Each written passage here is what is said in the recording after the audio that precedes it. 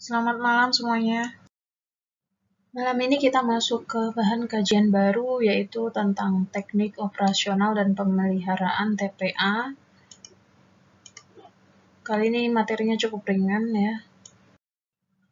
Oke, kita awali dulu dengan merefresh kembali, mengingat kembali tentang bagan alir dari pengoperasian sampah di TPA ya.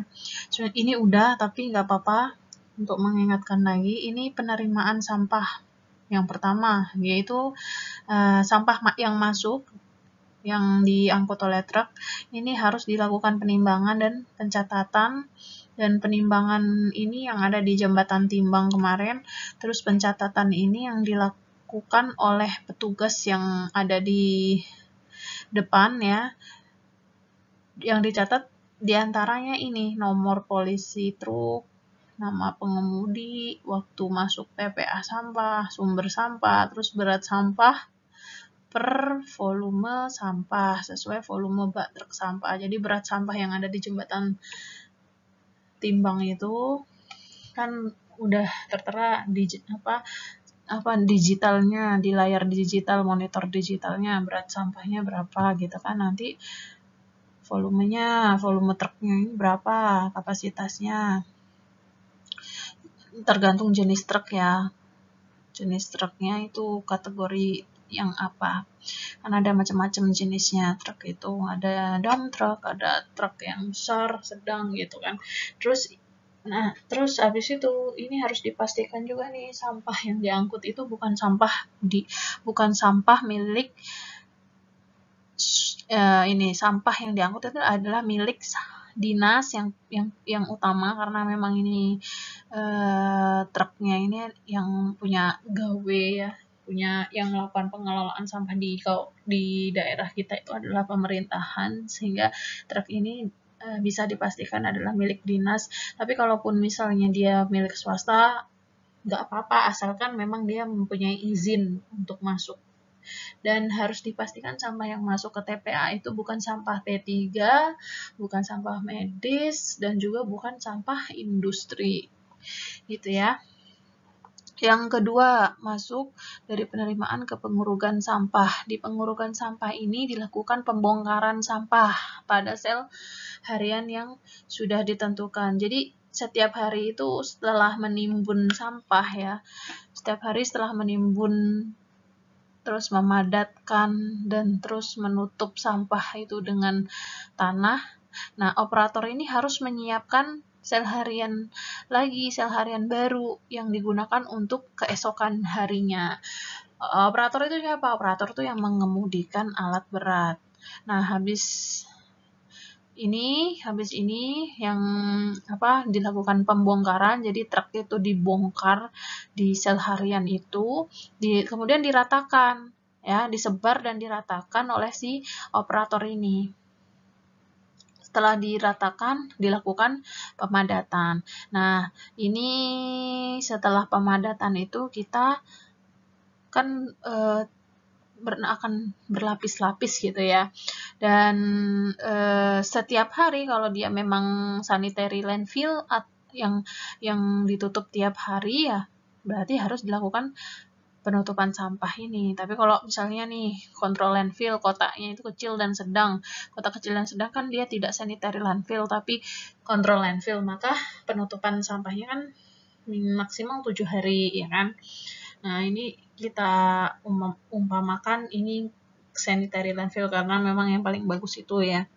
Jadi dilakukan penutupan sampah harian. Nah, habis itu dalam penutupan sampah itu ketika udah mencapai ketinggian yang ditentukan harus dilakukan penutupan tanah antara.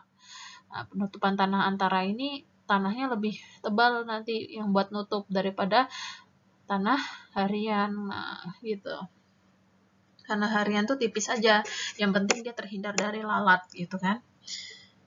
Terus nah setelah mencapai ketinggian maksimum dilakukan penutupan akhir. Dan ini untuk air lindinya dikumpulkan, diolah dan dibuang ke badan air. Terus untuk gas landfill-nya juga sama, yang gas landfill yang disambungkan dengan pipa gas itu dikumpulkan, dimanfaatkan, dan di flaring. Flaring itu dibakar ya.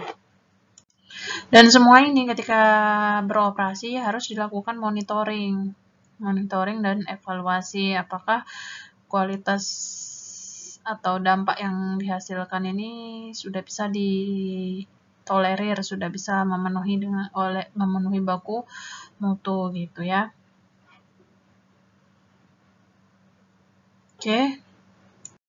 Oke, di sini ada site plan, dan site plan ini sebenarnya sudah kalian pahami ya, bagian-bagian dari site plan ini.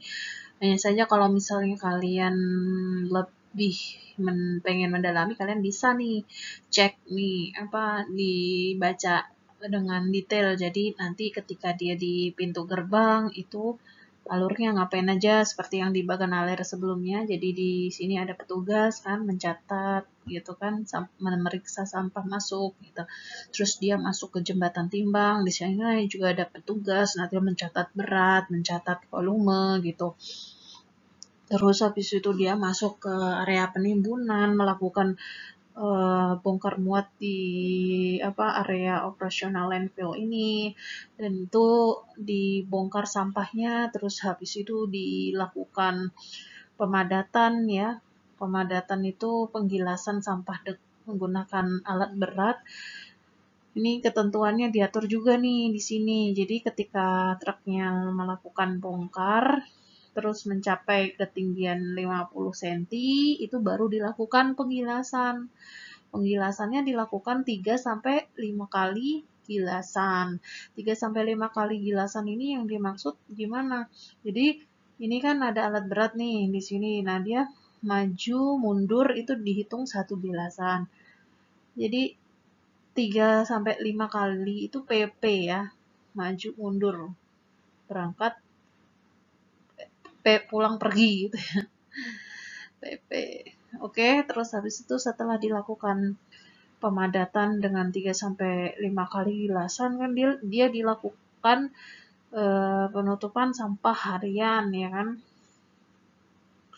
Penutupan sampah harian itu dilakukan setiap hari, fungsinya supaya terhindar dari lalat, terus nggak bau gitu ya. Nah, nanti ketika sudah mulai menumpuk, misal 3 hari, 4 hari gitu ya, itu dia sudah mencapai ketinggiannya 1,5 meter, maka dia dilakukan penutupan tanah antara gitu. Bukan tanah harian lagi ya, kalau tanah harian tadi kan setiap hari. Nah, ini penutupan tanah antara. Jadi ketika ketinggian sampah itu mudah mencapai 1,5 meter, itu dilakukan penutupan tanah antara. Misalnya tidak mencapai 1,5 meter dalam kurun waktu 1 minggu, gimana? Tetap harus dilakukan penutupan tanah antara meskipun dia tidak sampai 1,5 meter. Karena di sini syaratnya minimal dilakukan 1 kali seminggu untuk melakukan penutupan tanah antara ini. Itu ya. Nah, terus di sini ada instalasi pengolah lindi, dan di sini juga ada sumur-sumur pantau ya, nanti di hulu dan hilir tentunya. Untuk lokasi sumur pantau ini hanya mewakili saja. Terus kemarin itu untuk drainase itu ada 2, drainase kawasan sama drainase landfill. Jadi kalau drainase kawasan tuh yang ada di terluar ya, di area ini yang mengelilingi kawasan. Nah, nanti untuk drainase landfill itu yang ada di sekeliling landfill, dan ini outletnya adalah menuju instalasi pengolah lindi, bukan ke badan air gitu ya. Oh ya, ini yang penting juga, ini di awal sekali. Jadi sebelum dilakukan pembongkaran untuk area penimbunan itu, di landfill-nya harus diberikan tanda-tanda batas kayak patokan supaya sampah itu benar, hitungannya itu benar gitu ya, sel hariannya itu benar. Nah, ini kan kita udah menentukan kan sel harian sel harian itu panjang lebar tinggi volume sampah harian kita di dalam landfill itu seperti apa gitu kan. Nah, sehingga ini petugasnya harus memberikan tanda ini. Jadi ketika sampah itu melakukan bongkar muat ya, melakukan pembongkaran sampah ya, truknya itu harus ada di sel harian yang sudah ditentukan oleh si petugas-petugas ini. Nah, pemasangan tanda ini bisa dilakukan dengan ini, dia menyemprotkan dengan pilok ya di lapisan geotekstilnya, kan yang paling atas geotekstil tuh ya. Nah, jadi sama petugasnya dipilok untuk menentukan sel-sel hariannya. Oke, ini aktivitas yang ada di dalam area penimbunan ya. Jadi ini area penimbunan itu ada area dozer ya. Dozer nih untuk alat berat yang digunakan untuk melakukan pemadatan sampah. Terus unloading area ini area pembongkaran sampah tadi yang di setiap sel harian, ini dokumentasinya aja ya. Dokumentasi di dalam area penimbunan. Jadi ini ketika sampah ini diturunkan dari truk, nah terus kemudian di sini setelah sampah diturunkan itu ada pemulung-pemulung ya yang lagi melakukan aktivitas memungut sampah, memilah sampah gitu ya. Nah, sebenarnya ini tidak boleh. Ini sebenarnya pemulung-pemulung ini tuh harusnya tidak boleh ada di area penimbunan ya, tapi karena dia ini sepertinya belum menerapkan ini ya, proses 3R ini, jadi si pemulung ini melakukan aktivitasnya ya di area penimbunan, karena memang tidak ada area untuk MRF tadi yang kemarin ya, yang minggu lalu kita bahas. Hampir semua TPA di Indonesia itu ada aktivitas pemulung di dalam area landfill ini. Padahal pemulung-pemulung ini tidak mempunyai APD ya, tidak pakai APD gitu. Terus juga dia kadang tuh merokok gitu ya, padahal di sini sumber gas metannya kan banyak, jadi pasti sangat besar ya potensi untuk berdampak kepada ini ya, pembakaran. Jadi kalau ketika membuang putung rokok ya cepet aja tuh habis ya kan. Nah, ini yang harus diatur nih, pemulung-pemulung ini harus diatur gimana supaya tertib ya kan. Selanjutnya kita masuk ke pelaksanaan pemadatan sampah. Jadi sebelumnya itu kan tadi setelah dilakukan pembongkaran sampah di sel harian yang udah ditentukan, ketika dia mencapai ketinggiannya 50 cm, maka dilakukan penggilasan oleh alat berat ini. Dilakukan penggilasan 5 kali PP, 5 kali maju mundur tadi. Terus, nah, ketika udah dirasa udah padat ya, cukup padat ya sudah gitu. Nah, biasanya ini tuh dipengaruhi juga nih sama kondisi cuaca gitu ya. Kalau kondisi sampah, kondisi cuaca, kalau dia lagi hujan, nah itu nggak bisa nih dilakukan pemadatan. Ya gimana, alat beratnya nggak bisa maju kan, nggak bisa mundur. Maksudnya itu kan banyak, kadang tuh juga banyak genangan-genangan airnya gitu. Jadi terus sampahnya kan ngapung gitu ya kalau ada air, jadi nggak bisa dipadatkan. Karena yang bisa dipadatkan itu adalah udara, gitu kan. Air nggak bisa dipadatkan. Jadi ketika ada air ya dia tetap gitu kan, percuma. Ini penjelasan yang tadi, jadi pemadatan dilakukan dengan dozer, dengan bergerak maju mundur sepanjang sebaran sampah. Dan ini dilakukan 5 kali bolak-balik ya. 3-5 kali bolak-balik. Tapi kalau misalnya mampu 5 kali, udah lebih baik 5 kali, semakin padat berarti kan sampahnya itu. Dan pergerakan alat berat ini memang benar maju mundur, dia tidak bisa kayak truk gitu ya, putar balik terus pokoknya seenaknya aja gitu. Dia pergerakannya sangat sempit, jadi sangat terbatas gitu ya. Dan untuk ini supaya mempermudah operasi dozernya itu, makanya dibuatlah kemiringan yang ini kemiringan timbunannya gitu. Misalnya ini area timbunannya ya ini berarti sel hariannya itu dibuat miring gini gitu supaya mempermudah juga si dozernya ini naik turun. Kalau misalnya dibuatnya kayak gini gimana tuh? Kan nanti jungkir balik juga nih si dozernya kan. Si dozernya bisa jungkir ke sini nanti kan. Naik lagi susah dia. Nah, kalau kayak gini kan dia gampang naik turunnya.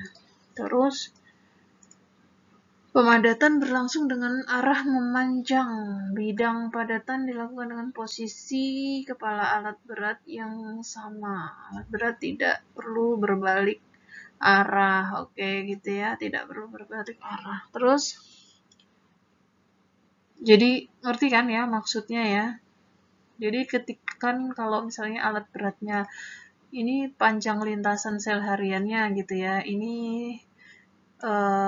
alat beratnya. Nah, ini alat berat tuh nggak perlu ini. Jadi maju aja terus mundur aja karena dia nggak perlu mundur tuh nggak perlu membalikkan ini, nggak perlu memutar pengemudinya itu gitu. Dia bisa langsung gitu biar lebih efektif, biar lebih cepat juga kan. Biar nggak menghabiskan energi nggak menghasilkan bahan bakar juga. Terus setelah menyelesaikan pekerjaan di suatu bidang padatan, alat berat akan berpindah ke bidang sebaran yang sudah siap untuk dipadatkan. Oke, begitu seterusnya. Nah, ini dokumentasi ketika melakukan penutupan sampah. Jadi truknya ini ngangkut tanah penutup, terus ditumpuk di atas sampah yang udah dipadatkan. Selanjutnya dilakukan ini penutupan sel harian, jadi ini tipis ya, lebih tipis daripada antara. Dan ini pergerakan alat beratnya kurang lebih seperti ini, jadi dia cuman bisa maju mundur gitu ya, tidak perlu berputar arah gitu, tidak perlu membalikkan kepalanya gitu. Lalu untuk ini yang antara, jadi ini bisa dibilang mungkin lebih tebal nanti ya ketebalannya. Sama prosesnya, ada truk yang ngangkut tanah antara terus dilakukan pemadatan oleh alat beratnya gitu ya. Ini untuk ketebalannya, jadi penutup harian atau daily covernya ini ketebalannya 20-30 cm, dan penutup antara itu ketebalannya 30-50 cm. Jadi menyesuaikan ya. Kalau di yang side plan tadi, di gambar side plan, di penutup antara tuh dibilangnya minimal 20 cm, tapi sebenarnya ya kembali lagi tergantung dari anggaran yang sudah disiapkan oleh pemerintahan gitu. Tapi tadi yang di side plan itu kan ada keterangannya penutup antara itu minimal 20 cm. Artinya pokoknya semakin dia lebih tebal tanahnya ya semakin bagus, tapi kembali lagi ke anggaran yang sudah disiapkan tadi. Terus penutup akhir. Nah, penutup akhir ini benar-benar yang udah ada di pucuknya, pucuk timbulannya sampah itu. Udah mau berhenti beroperasi gitu ya. Jadi dilakukan penutupan akhir. Penutup akhir ini ketebalannya 50-100 cm. Untuk metode pengurukan tanah penutup di TPA ini kalian bisa cek bisa belajar lagi di pertemuan-pertemuan yang lalu ya. Itu udah ada metodenya, udah saya jelaskan untuk metode trench, metode area, metode kombinasi. Nah, kalian bisa lihat itu di pertemuan yang lalu. Saya tidak menjelaskan ulang ya. Oke, selanjutnya kita masuk ke gas, pembentukan gas di dalam landfill. Jadi kalau di pembentukan gas ini terjadi 5 fase. Ada fase yang pertama, ini adalah fase aerobik. Fase kedua, ketiga ini fase transisi. Fase keempat ini adalah fase metanogenesis ya. Dan fase kelima ini fase pematangan. Nah, untuk fase pertama ini dia ditandai dengan sampah yang baru masuk. Jadi kadar O2-nya itu dia cukup tinggi.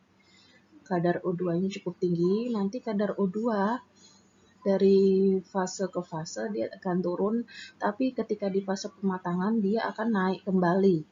Nah, sebenarnya turunnya ini oksigen ini disebabkan karena dia ini akan, kan ini sampah ya, sampah itu kan dia terurai di dalam landfill itu. Nah, oksigen ini dia akan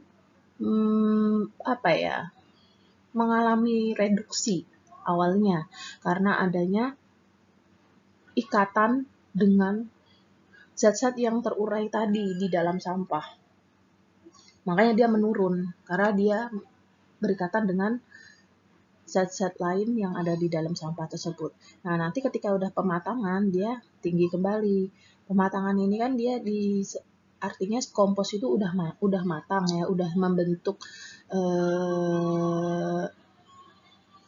kadar yang pas untuk, kan kalau sampah terurai itu jadi apa sih ujung-ujungnya? Jadi kompos, ya kan? Nah, artinya ketika kompos itu jadi, bakteri pengurainya itu sudah tidak bekerja ya.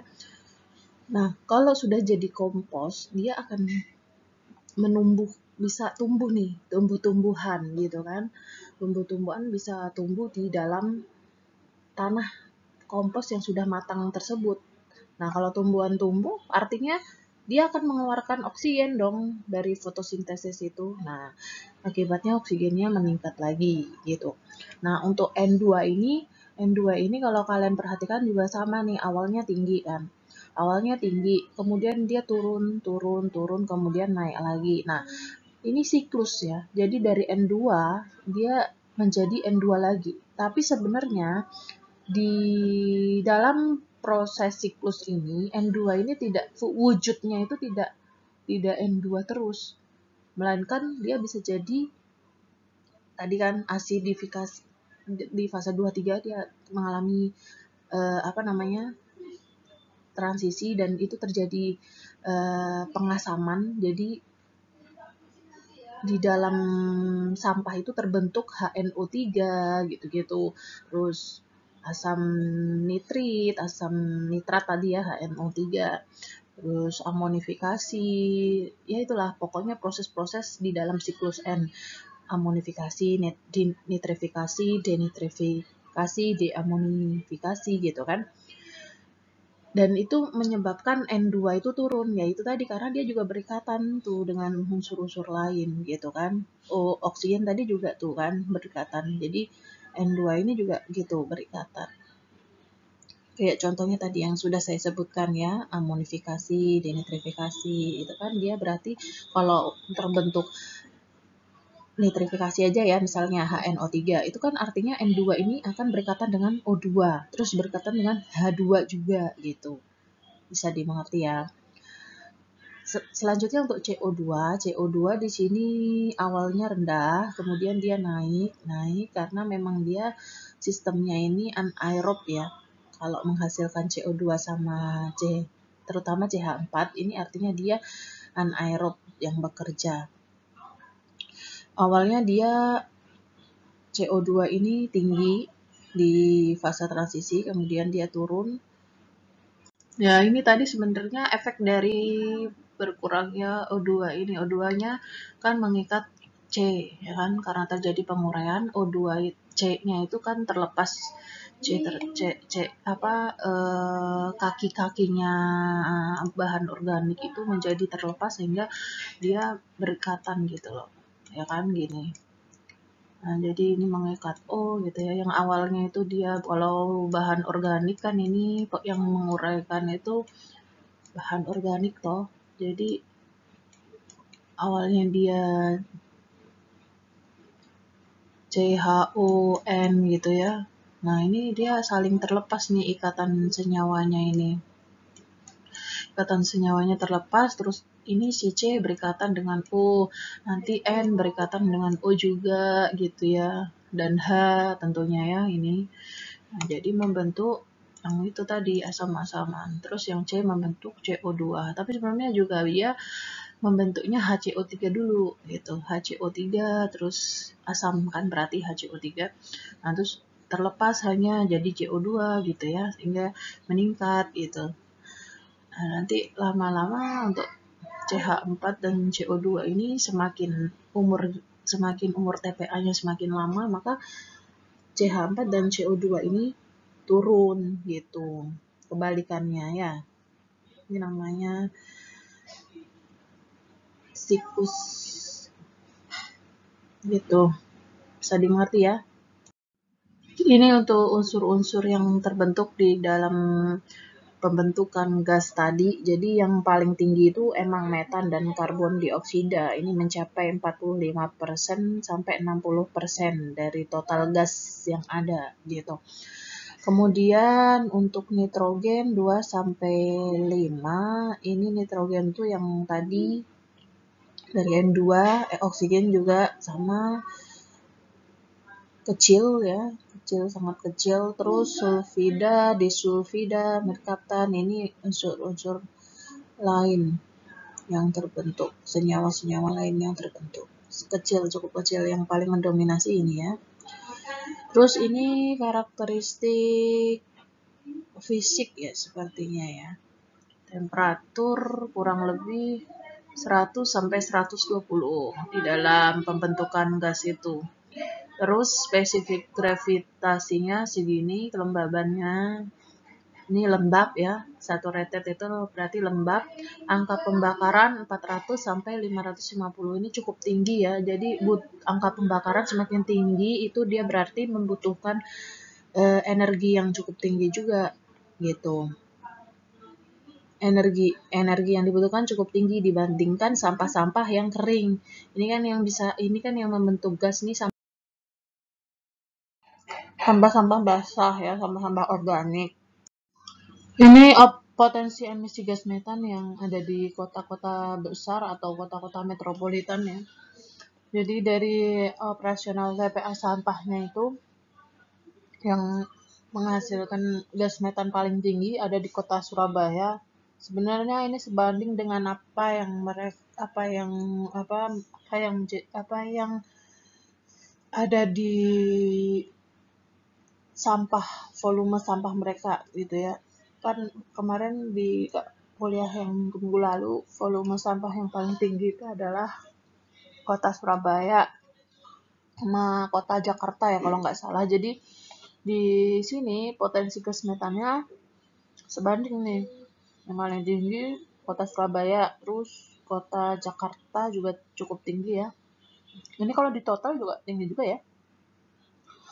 Kemarin tuh Jakarta aja, tapi ini dipisah lagi Jakarta Pusat, Jakarta Timur, Jakarta Utara. Ini kalau digabung juga tinggi juga sebenarnya. Terus ada kota Bandung gitu. Itu ya yang tertinggi. Jadi untuk pembentukan gas metan sendiri di sini tergantung dari komposisi sampahnya ya. Dan untuk kira-kira nih kalau misalnya kita memprediksi timbulan gas yang dihasilkan itu gimana? Nah, kita bisa pakai persamaan rumus kimia ini.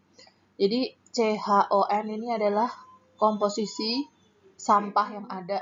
Jadi misalnya komposisi sampahnya itu CaHBO, ND. Nah, kalian bisa hitung sendiri, bisa uji labkan sampah sampel yang ada itu diuji labkan sehingga kita tahu berapa nilai C-nya, berapa nilai H-nya, berapa nilai O-nya, berapa nilai N-nya. Dulu kalau nggak salah sudah belajar ya di pengelolaan persampahan memprediksi berapa ini gas yang dihasilkan juga.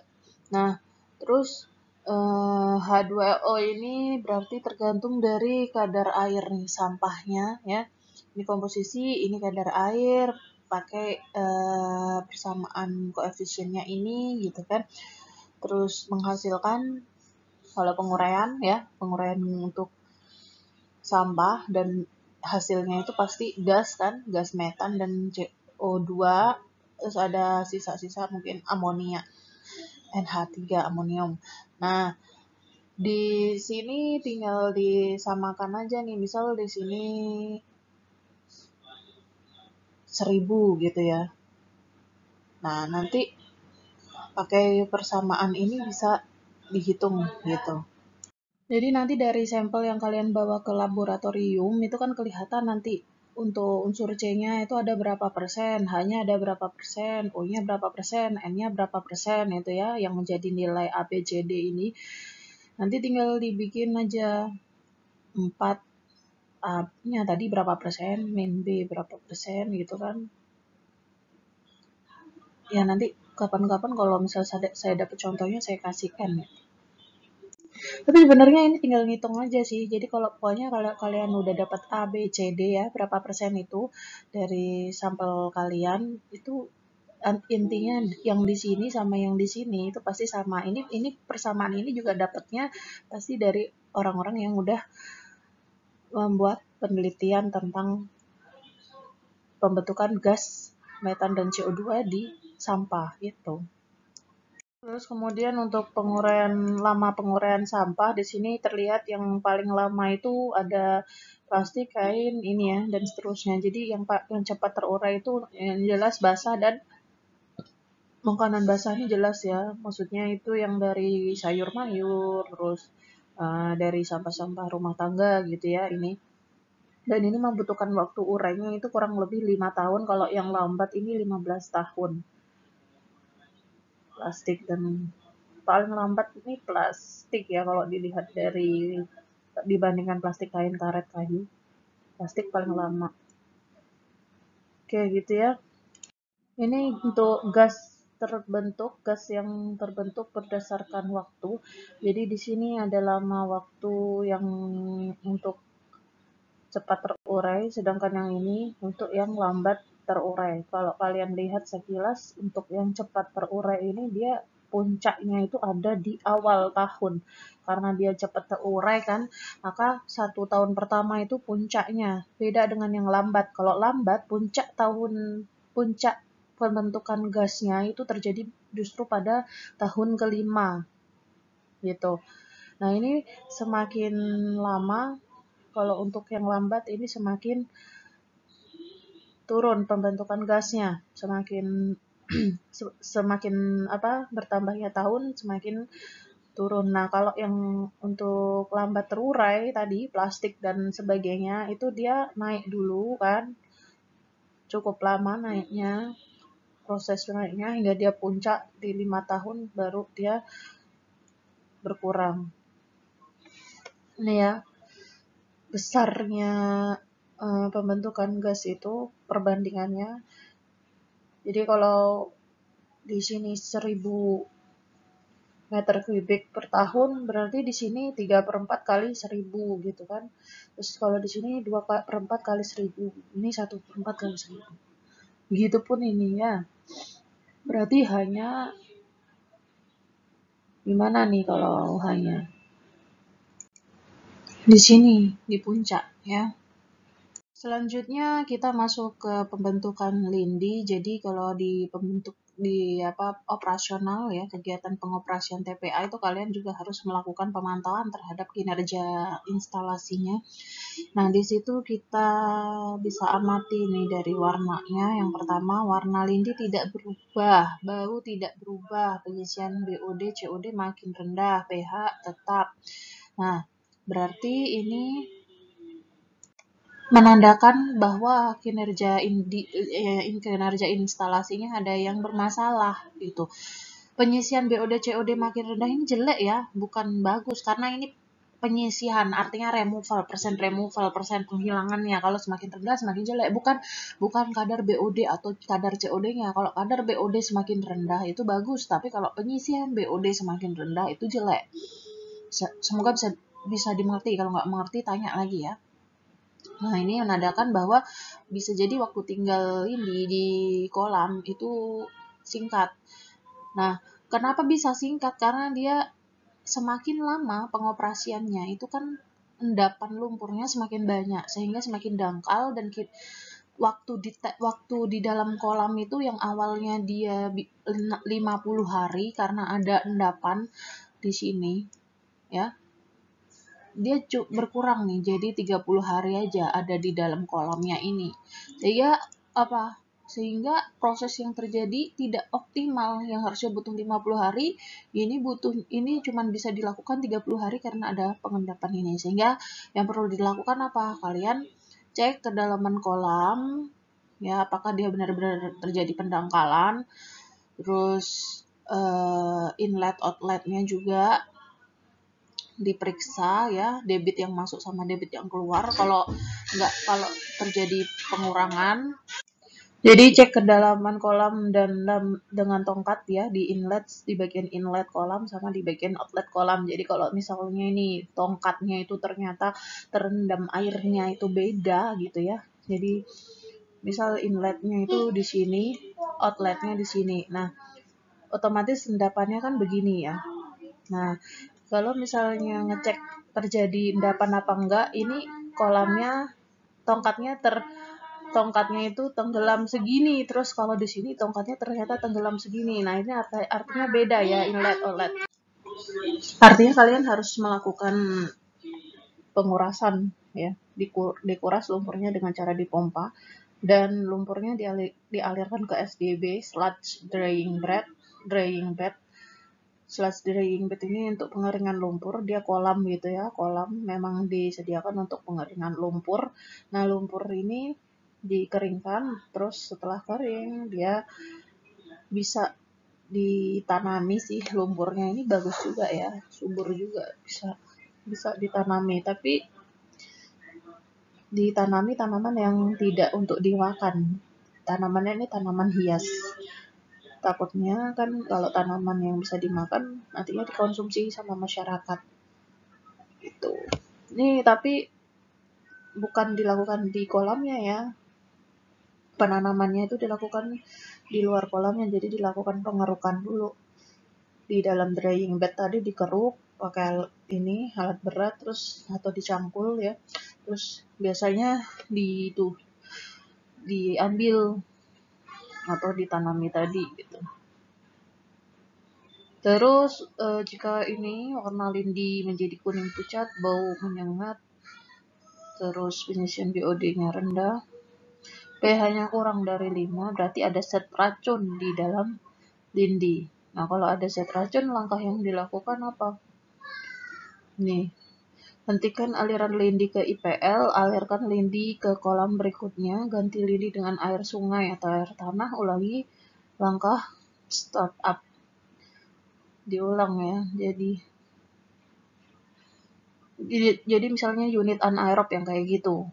Unit anaerob kayak gitu berarti air yang ada di unit anaerob dialirkan dulu ke fakultatif gitu. Atau ke fakultatif atau ke maturasi gitu ya. Apa dulu?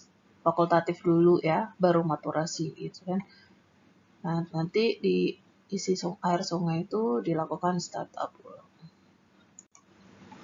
Nah, ini kalau misalnya kita mau setting ulang mau cari tahu apa yang menjadi penyebabnya gitu kan.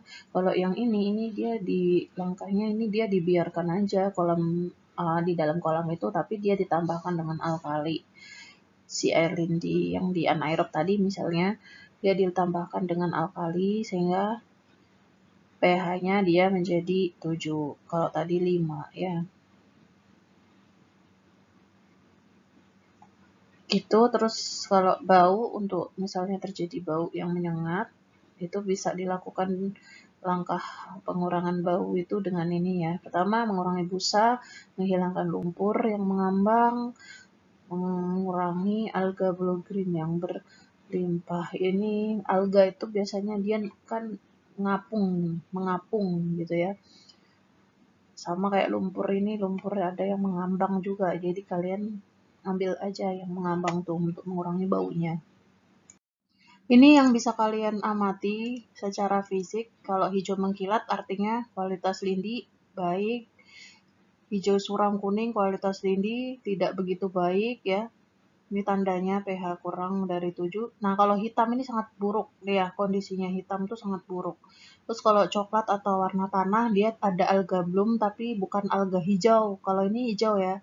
Kalau hijau tuh bagus karena dia DO-nya tinggi. Dia menghasilkan DO, artinya DO-nya di apa, fotosintesis ya, menghasilkan DO. Kalau hijau ya. Kan kalau coklat dia alganya bukan alga yang berfotosintesis. Kan kalau hijau tandanya ada klorofil, artinya dia fotosintesis. Kalau coklat dia nggak ada klorofil, jadi bukan bukan alga yang autotrof. Ya, bukan yang fotoautotrof, tapi dia yang heterotrof ya. Tidak bisa membuat makanan sendiri. Terus merah ungu ini mengandung bakteri anaerob. Kalau merah dia mengandung alga aerob. Alga yang membutuhkan oksigen. Kalau anaerob, bakteri tidak membutuhkan oksigen. Gitu ya. Nah, terus tes-tes yang perlu dilakukan ini tes secara ini yang utama perlu dilakukan tes di air lindi itu suhu, pH, DO, BUD, SS, suspended solid, dan bakteri ya, bakteri coliform. Nah, ini dilakukan 3 bulan sekali untuk DO sampai coliform. Kalau ini dilakukan setiap hari karena gampang, suhu sama pH kan tinggal celup gitu. Ini tipikal air lindi, karakteristik air lindi yang ada di TPA lama dan TPA baru. Kalau baru kurang dari 2 tahun ini pasti besar ya.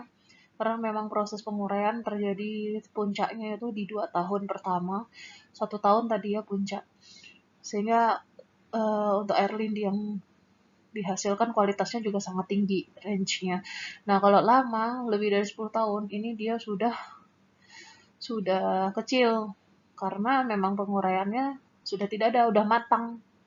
Sehingga air yang mengalir ya cuman air hujan gitu. Tidak bercampur dengan senyawa-senyawa tadi karena senyawa-senyawanya juga sudah membentuk bahan organik yang baru, kompos tadi, bukan senyawa-senyawa yang terurai. Bisa dimahami ya. Oke, sekian kuliah minggu ini. Terima kasih semua.